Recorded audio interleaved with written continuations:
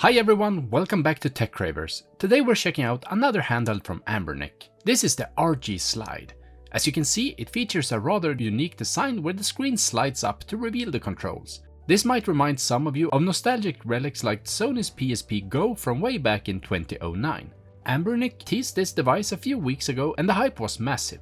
Had they actually managed to innovate to deliver a pocket-friendly handheld with a sliding screen? And it wasn't just the slide-out screen that caught people's attention. It was a promise of portability meeting retro gaming power in a sleek form factor. Social media lit up with speculations, renders and wishlist features. Could this be the ultimate on-the-go emulation machine? Expectations were sky high, and for a good reason. Anbernic has had a solid track record. Did they succeed? Well, let's just say they got halfway there.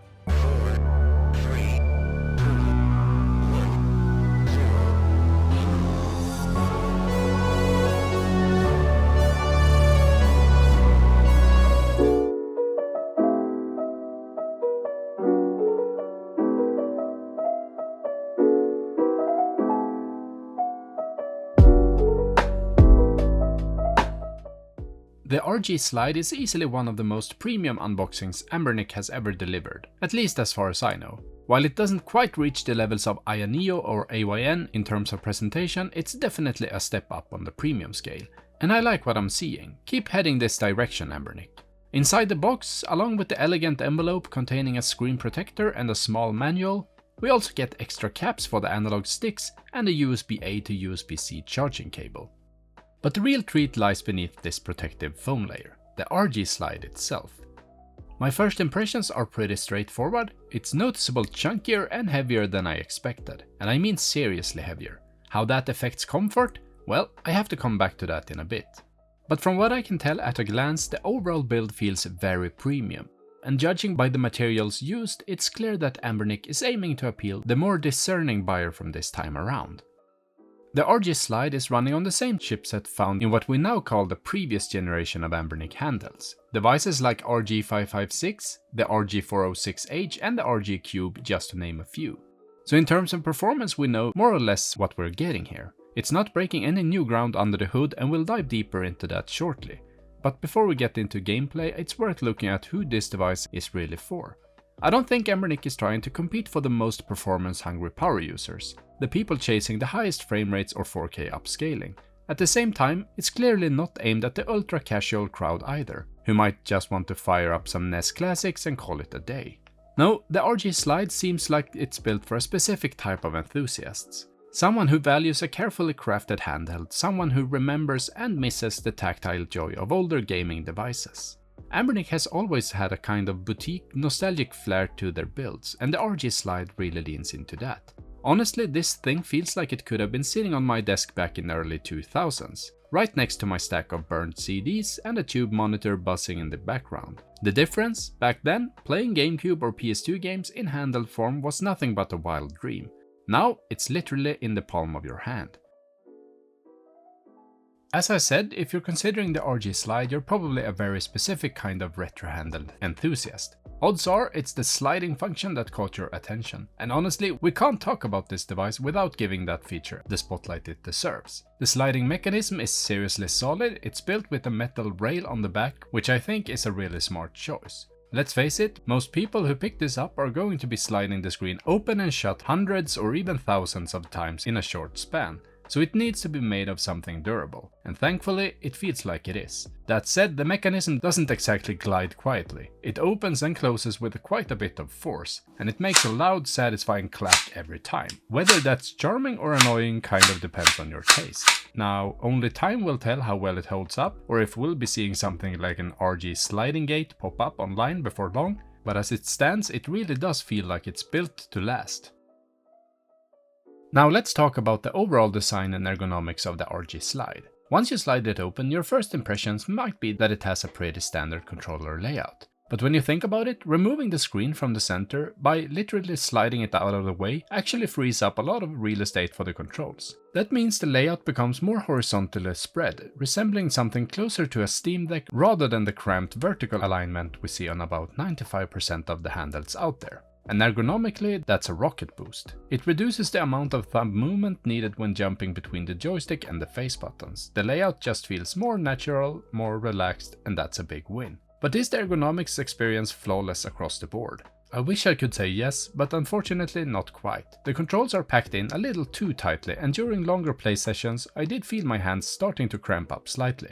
There's also not much space for your remaining fingers to comfortably grip the lower portion of the device. It kind of forces you into a cramped holding position anyway. It's not a deal breaker by any means, but it's something you'll notice if you're planning on gaming for hours at a time.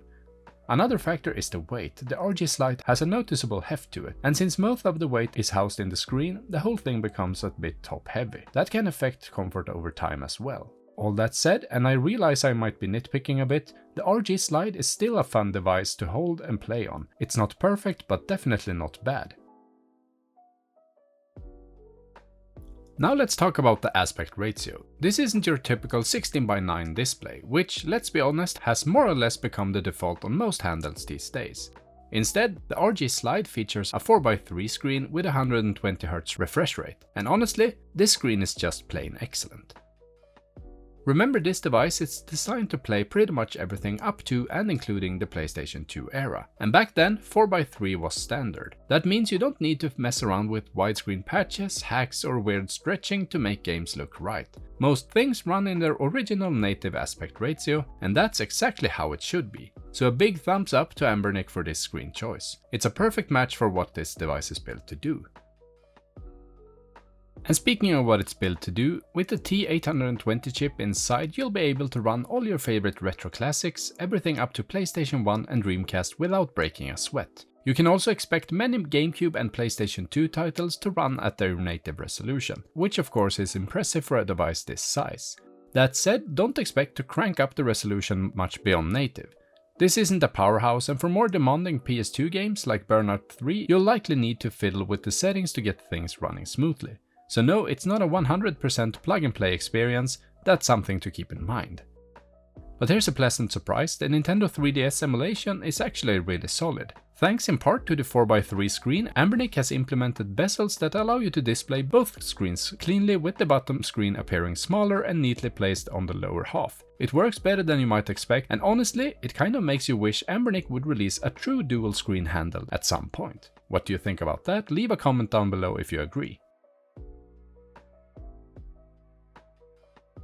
So what does this sliding beauty cost? Well, it's not the cheapest handheld out there. The RG Slide comes in at $190. That's without any discounts and not including potential shipping costs. And I know what you're probably thinking. What else could I get for nearly $200? Fair question, but here's the thing, you're not buying the RG Slide because it's the most powerful or best value handheld on the market. You're buying it because it's one of the most unique. It stands out in a sea of lookalike devices, and that sliding screen is more than just a gimmick. It defines the entire experience if you ask me. The RG Slide is also the second handheld from Anbernic to include their new software support for AI-powered tools. That means you can get real-time translations, look up tips or even access game guides all directly from the handheld itself without ever leaving your game. I've made an entire video dedicated to these features, so if that sounds interesting, be sure to check it out after this one. And before we wrap this up, what's the verdict? There's a lot to like about the RG Slide. The sliding screen isn't just a cool gimmick, it actually adds real function and nostalgia, and the overall build quality feels surprisingly premium.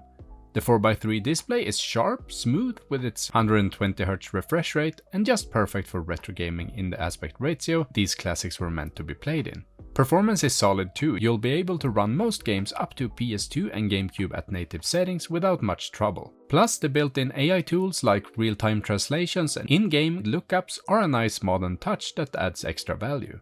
Ergonomically, the horizontally spaced layout gives a natural controller-like feel, at least for shorter sessions. But of course it's not without its flaws. The device is quite heavy and a bit top heavy at that, which can make it less comfortable during long play sessions. The controls are packed in pretty tightly too, which might lead to some hand cramping over time, and while the sliding mechanism feels durable, it's loud, not exactly something you want to open discreetly on a train. Also, at $190, it's not the best performance per dollar option on the market. And you'll still need to do some tweaking for certain PS2 games to run smoothly, so it's not entirely plug and play. Still, despite its quirks, the RG Slide has charm. And for the right kind of retro gaming fan, it might just be that sweet spot between nostalgia and functionality. Alright, that's it for my look at the RG Slide, a handheld that's far from perfect but full of personality. It's not trying to compete with the most powerful devices out there, and honestly, that's kind of the point. If you're someone who appreciates unique design, loves retro gaming and doesn't mind a bit of tinkering now and then, the RG Slide might just be your new favorite toy. If you enjoyed this video, feel free to drop a like, leave a comment, and don't forget to subscribe to TechCravers for more deep dives into the world of handhelds and tech nostalgia. And hey, if you're curious about those AI features I mentioned earlier, check out my dedicated video on that right after this one. Thanks for watching, and as always, keep on gaming.